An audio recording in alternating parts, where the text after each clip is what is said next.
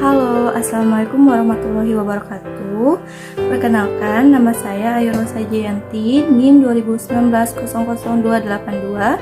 Saya merupakan mahasiswa aktif dari Politeknik Pariwisata Palembang dengan program studi seni kuliner.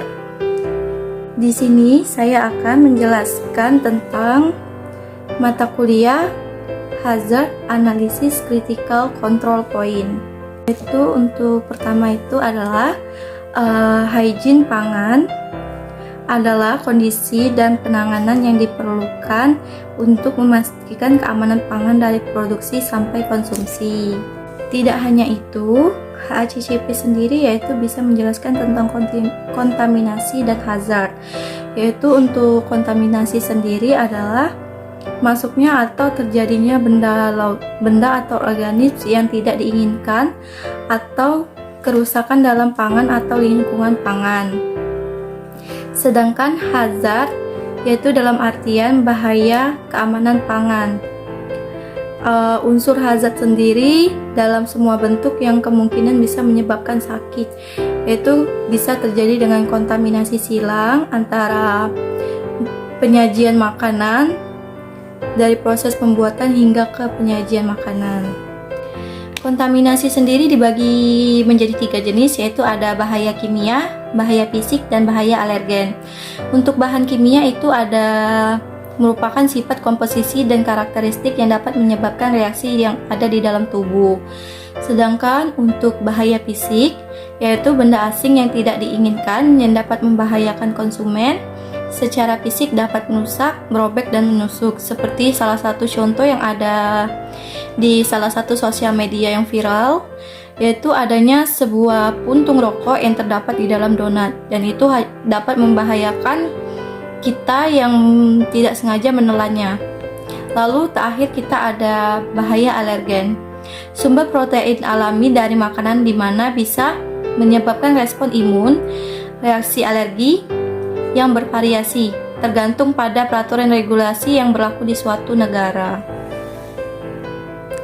Selain itu, kontaminasi atau bahaya pada mikrobiologi, contohnya seperti mikroba yang masuk tidak sengaja seperti bakteri, virus, kapang, dan protozoa.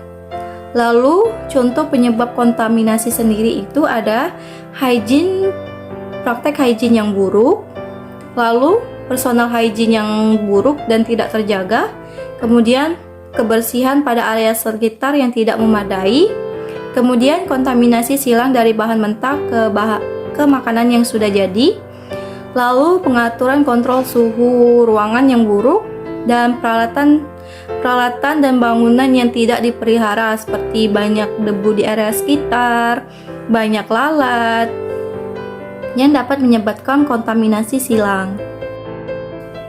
Selain itu, ada penyakit yang ditimbulkan oleh makanan yang terjadi akibat kontaminasi silang, yaitu infeksi, toksikoinfeksi, dan intofikasi.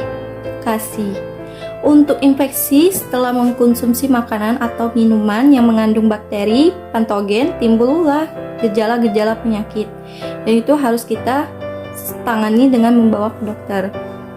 Lalu untuk toksikoinfeksi, mikroba menghasilkan racun yang berbahaya atau mematikan ketika mengalami pembelahan dalam saluran cerna pada manusia.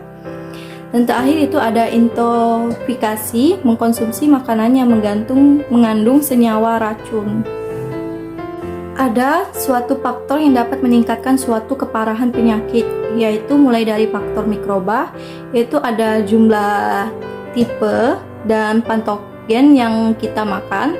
Lalu terdapat juga mikroba jahat yang dapat menguntungkan, pembusukan, dan mikroba yang menyebabkan kematian. Mikroba baik itu seperti ragi, tempe, yakul, yogurt, dan tempoyak. Sedangkan untuk mikroba pembusuk banyak ditemukan di makanan basi. Lalu untuk mikroba patogen itu sangat berbahaya dan bisa dapat menyebabkan kematian.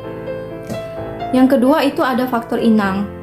Faktor inang sendiri dapat ditemui pada usia pada usia, tingkat stres, kesehatan, sistem kekebalan tubuh, dan hygiene pribadi kita sendiri. Lalu yang ketiga itu ada faktor yang berhubungan dengan diet, yaitu yang mengkonsumsi aktosit dan defensi. Jadi kalau kita ingin diet, kita harus melakukan diet yang sehat dengan mendefisit kalori dan menjaga pola makan kita, lalu berolahraga dengan teratur. Yang keempat itu bisa menjadi faktor lokasi dari geografi. HACCP sendiri merupakan alat pengontrol, fokus pada pencegahan daripada pengujian produk akhir. Selanjutnya, kita akan membahas tentang PRP dalam HACCP. PRP sendiri yaitu Prerequisite Program, atau di mana program dasar yang harus dimiliki suatu perusahaan. Persyaratan dasar untuk kita memasak seperti di kitchen yaitu tempat, mulai dari desain, tata letak, dan marmer keramik yang harus bersih dan tidak menyebabkan bahaya.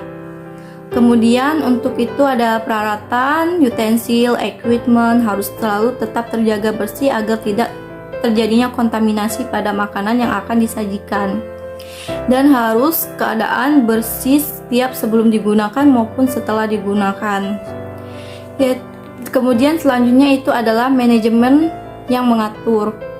Lalu ada sarana dalam proses produksi, dan setiap masakan itu harus kita mempunyai termometer untuk mengetahui suhu suatu makanan yang sesuai keinginan kita. Untuk sarana produksi tadi, desain dan fasilitas, kita harus mempunyai persediaan air yang memadai, karena ketika kita sedang melakukan proses masak, kita harus tetap menjaga air itu tetap mengalir supaya memudahkan kita untuk bekerja. Lalu kita harus menjaga kebersihan di area sekitar, kemudian pengendalian suhu, penyimpanan, pencahayaan, dan kualitas udara dan ventilasi. Kemudian kita harus mengetahui pengendalian kegiatan dalam operasional. Selain air, ada manajemen dan pengawasan, dokumentasi dan rekaman, produser penarikan produk. Selanjutnya, kita akan membahas fakta mengenai keracunan pangan pada makanan, yaitu banyak problem penyakit bawaan makanan yang disebabkan oleh bakteri, virus, parasit, toksin, dan kimia. Setiap tahun banyak sekali orang yang menderita sakit setelah mengkonsumsi makanan, mulai atau dari makanan itu yang terkontaminasi, dan saat kita memakan kita tidak menjaga kebersihan diri kita sendiri, tidak mencuci tangan, itu bisa menyebabkan hal yang fatal dan bisa menyebabkan kita sakit, lalu bisa menyebabkan kita terjadi pada kematian. Baiklah, karena ini udah berada di penghujung video dan beberapa materi yang sudah saya jelaskan tentang mata kuliah HACCP, semoga bisa bermanfaat bagi kita semua. Dan jangan lupa untuk ikuti lagi kegiatan penjelasan tentang mata kuliah yang akan saya bagikan di channel YouTube saya, dan sampai jumpa di penjelasan berikutnya. Wassalamualaikum warahmatullahi wabarakatuh.